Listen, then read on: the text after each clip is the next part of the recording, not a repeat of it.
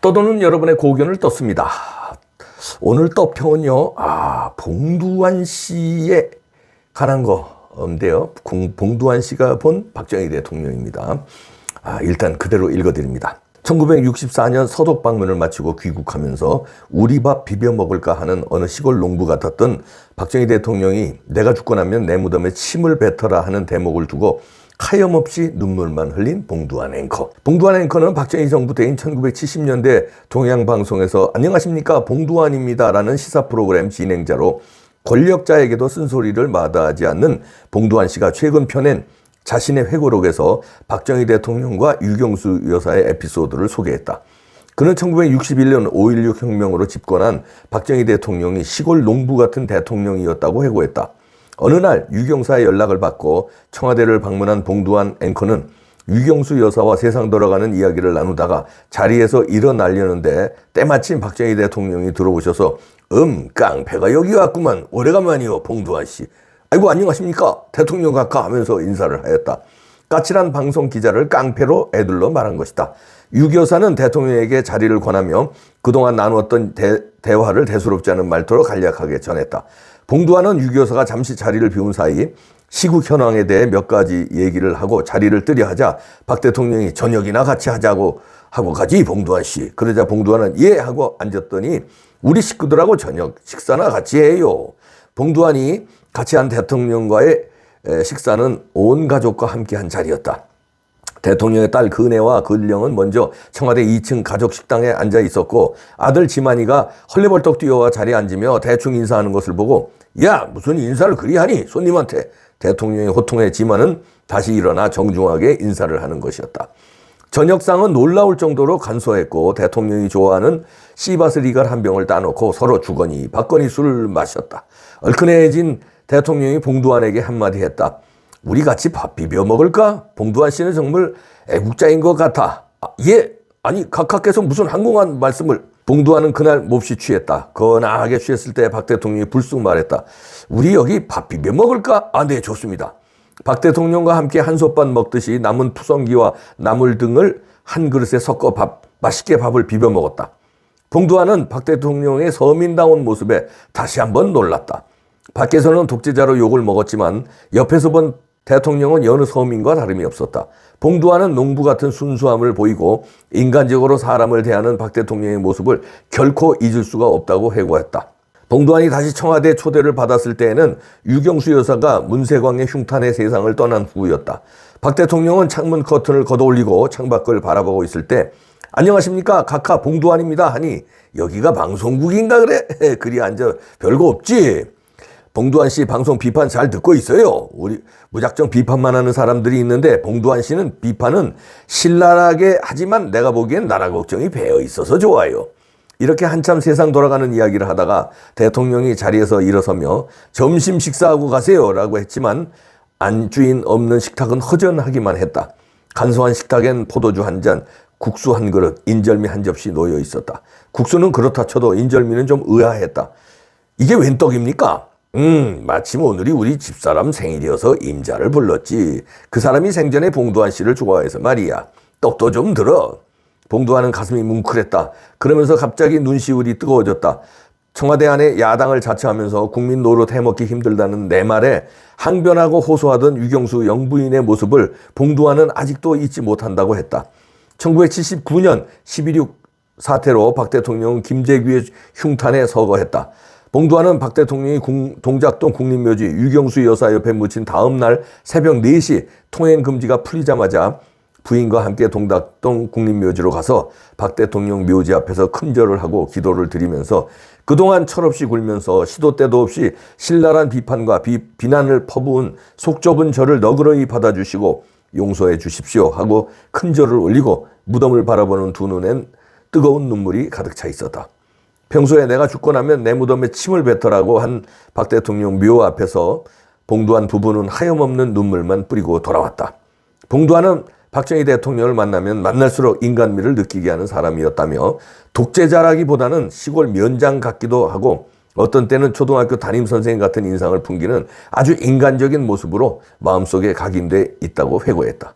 88세 봉두환은 지난날의 이야기를 자서전으로 남기면 세상에 도움이 되지 않을까 해서 일기 형식의 글을 펴내게 되었다고 했다. 일제시대에 태어나 분단의 철책을 넘어 자유대한민국에서 평생을 살아온 그는 통신사 정치부 기자와 워싱턴 특파원 TV방송 앵커 1호, 국회의원과 국회 외무위원장을 지내면서 이 나라 근현대사를 지켜본 산증인으로서 그의 자서전은 하나의 역사 교과서이기도 한 것 같아 더욱 의미가 깊다. 조국 근대화를 부르짖으며 농촌 근대화를 새마을운동과 함께 이룩해놓고 대대손손 농경 생활에만 젖어있는 이 나라를 새로운 방향 전환을 하지 않으면 안 된다는 철학을 가지고 과감하게 산업혁명을 일으킨 결과가 비로소 세계 10대 강국에 진입할 수 있었다고 생각할 때 박정희 대통령은 국가 부흥 시대를 창조한 영웅이 아닐 수 없다. 이런 글을 SNS에 올려주셔서 제가 소개해드리는데요. 봉두환 앵커의 회고록을 읽고 그 중에서 한 부분을 발췌하면서 자기의 생각도 좀 쓴 것 같습니다. 봉두환 씨, 멋지죠. 봉두환 씨가 또 워싱턴에서 공부도 했어요. 아메리칸 대학에서 석사를 했는데, 저는 이제 조지 워싱턴, 말하자면 거기 뭐 연고대 같다고 그럴까요? 조지 워싱턴이 있고 아메리칸 대학이 있고 조지 타운이 있고 이제 그렇게 세 개 대학이 워싱턴의 그 국제 정치 이쪽에 이제 명문들이죠. 근데 봉두환 선생은 이제 아메리칸 대에 계셔서 그 워싱턴에 대한 그 워싱턴 교민들은 봉두환 씨를 굉장히 좋아하더라고요. 거기 또 특파원도 했었고 또 석사를 거기서 했으니까. 그리고 한미클럽 회장인가 지금도 하시나 모르겠네요. 한미클럽 회장이셨는데 지금 연세가 90 가까이 되셨을 겁니다. 88세, 87세 이 정도 되셨을 텐데 옛날에 그 봉두환 앵커 하면은 진짜 앵커의 대명사였었죠. 구수하면서도 아주 날카롭고 그 전에 앵커들은 왜 그 앵무새처럼 목소리 좋고 얼굴 반듯하고 그냥 아나운서 스타일이었는데 봉두환 앵커서부터 진짜 앵커, 그다음에 논평을 하고 그 좀 말투가 좀 어눌해요. 약간 좀 더듬기도 하고 그러는데 그 촌철살인을 하는 앵커 1호죠, 우리나라에. 그때 굉장한 인기를 끄셨는데 그래서 박정희 대통령과 유경수 여사가 좋아했는지 모릅니다. 신랄하게 비판을 하는데 이 글에서도 나오지만 봉두환 앵커는 애국심이 묻어나는 비판이라서 좋다. 당신을 비판하는데도 박정희 대통령 입장에서는. 그러나 그냥 그게 아니라 애국심이 묻어나는 비판에서 받아들이고 유경수 여사도 좋아했고 박정희 대통령도 좋아했다는 겁니다. 그래서 돌아가신 다음에 새벽에 가가지고 부인과 함께 가서 용서를 구했다는 거 아닙니까? 철없이 비판한 거 용서해달라고. 독재라고 이제 비판을 했는데 지나고 보니까 필요한 독재였다는 거죠.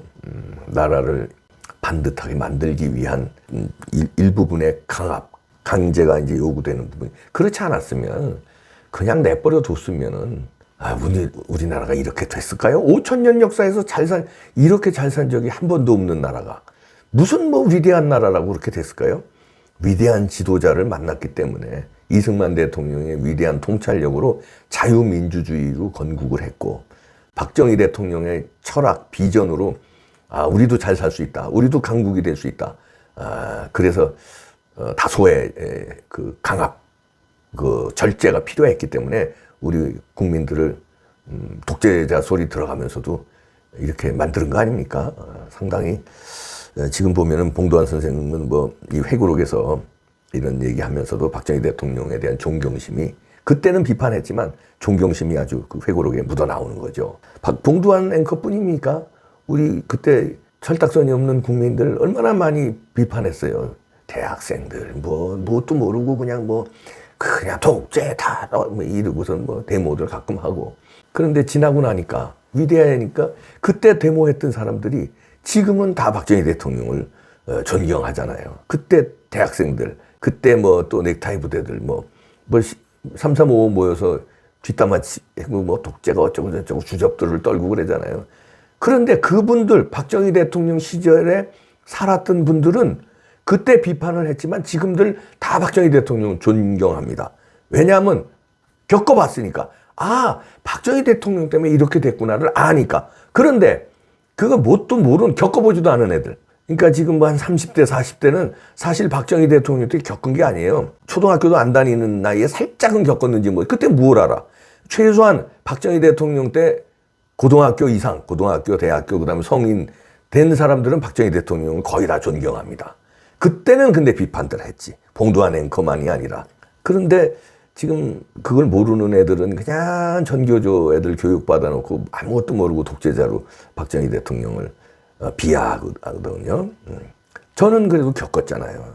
겪었고 저희 세대는 다 박정희 대통령 거의 대부분 존경하죠. 물론 저 김갑수 같은 저 철딱선이 없는 애들도 있지만 그래도 대부분 60대 이상 60, 70, 80, 90세는 거의 대부분 박정희 대통령을 존경하죠.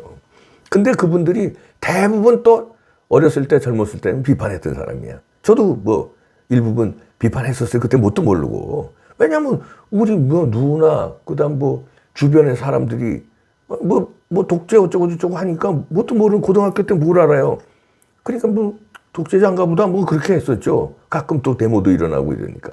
그런데 제가 정치학을 공부하고 보니까 아 진짜 위대한 인물이었구나를 새삼스럽게 배웠죠. 학문으로도 분석을 하다 보니까 위대한 인물인 것도 그렇지만 또 우리나라가 이렇게 발전할 수 없는 나라인데 이렇게 발전한 원동력을 기반을 만들어 주신 분이니까 얼마나 참 위대한 인물입니까. 봉두한 앵커도 멋지지만 박정희 대통령과 멋진 사람들끼리 통한다고 그러잖아요. 그러니까 예를 들어서 사업으로 크게 성공한 사람, 예를 들어서 뭐 이병철 회장이라든지 이건희 회장이 이런 사람들은요 조폭으로 크게 성공한 사람하고도 통한대요. 왜냐하면 1등 최고가 가본 사람들은 경지가 서로 직업이 다르고 분야가 달라도 선수끼리는 말하자면 안다는 거죠. 그러니까 봉두한 앵커도 진짜 앵커로서는 최고였고 우리나라 역사상 최고의 앵커를 뽑으라면 아마 봉두한 선생 1, 2등 할 겁니다. 그렇지. 우리나라 역사상 최고의 지도자 뽑으라면 박정희 대통령하고 이승만 대통령 아닙니까? 그러니까 최고끼리는 서로 통하는데 이때 박정희 대통령 생전에 계실 때도 봉두한을 자기를 비판하지만 선수끼리는 알아본다. 해서 좋아했던 거 아닌가. 그 감이 생각돼 봅니다. 저는 두 분 다 존경합니다. 박정희 대통령 존경하고요. 또 방송하는 저로서는 봉두한 선배님, 앵커님을 존경합니다. 또 워싱턴에서 또 같은 시기는 아니었지만 그래도 워싱턴에 또 제2의 고향인 점도 또 그렇고요. 네, 봉두한 선생님 오래오래 사시고요.